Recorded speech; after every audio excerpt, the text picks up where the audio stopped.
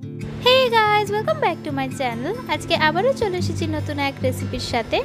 আজকের রেসিপি হচ্ছে কাঁচা পাকা আমের আমসত্ত্ব। চলো বেশি দেরি না করে ঝটপট চলে যাই রেসিপিতে। তার জন্য নিয়ে নিয়েছি কাঁচা পাকা আম। আমগুলোকে এখানে ভালোভাবে ধুয়ে নিয়েছি, দিয়ে এবার এগুলোকে খোসা ছাড়িয়ে নিচ্ছি। আমগুলোকে খোসা ছাড়িয়ে এভাবে কেটে নিয়েছি। এবার একটা কড়াই চাপিয়ে দিয়েছি, কড়াইটা গরম হওয়া অবধি অপেক্ষা করব। কড়াইটা গরম হয়ে গেছে, এখন এর মধ্যে দিয়ে দিচ্ছি কেটে রাখা আমের টুকরোগুলোকে। এরপর এর মধ্যে দিয়ে দিচ্ছি 1 কাপ পরিমাণ জল। জলটাকে দিয়ে একটু নেড়ে নিচ্ছি। আর দিয়ে দিচ্ছি 1.5 টিস্পুন মতো লবণ। লবণটাকে দিয়ে ভালোভাবে নেড়ে চেড়ে নিচ্ছি। নেড়ে চেড়ে নিয়ে কিছুক্ষণের জন্য রেখে দেব। এরপর একটা ঢাকনা দিয়ে ঢেকে 20 থেকে 25 মিনিট বা নরম হওয়া পর্যন্ত অপেক্ষা করব। 20 থেকে 25 মিনিট পর ঢাকনাটাকে সরিয়ে এভাবে খুন্তির সাহায্যে আমটা সেদ্ধ হয়েছে কিনা দেখে নিচ্ছি। আমটা সেদ্ধ হয়ে গেছে, এবার আমরা গ্যাসটাকে অফ করে দেব।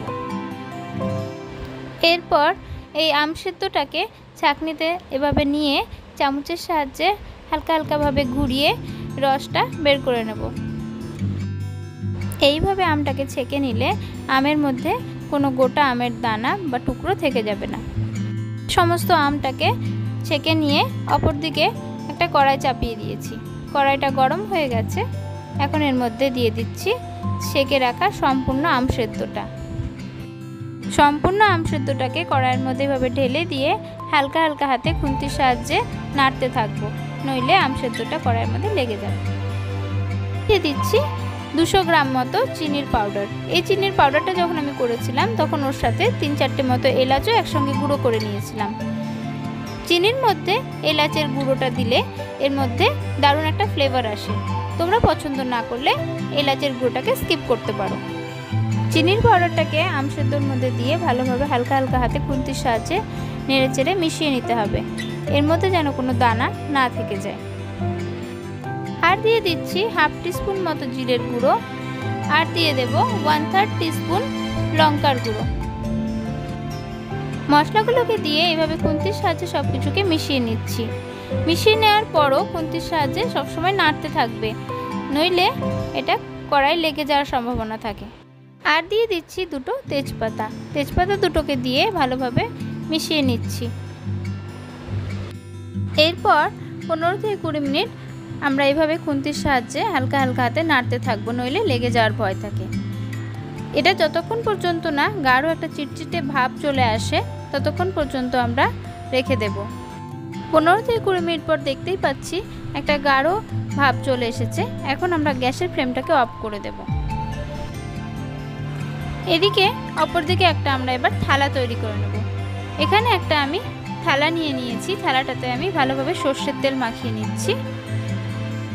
এর ফলে এতে আমসত্ত্বটা তুলে নিতে সুবিধে হয়। দিয়ে এরপর আমি এর মধ্যে ঢেলে দিচ্ছি আমের পিউরিটাকে। আমের পিউরিটাকে দিয়ে ভালোভাবে চারিদিকটা সমান করে নেব।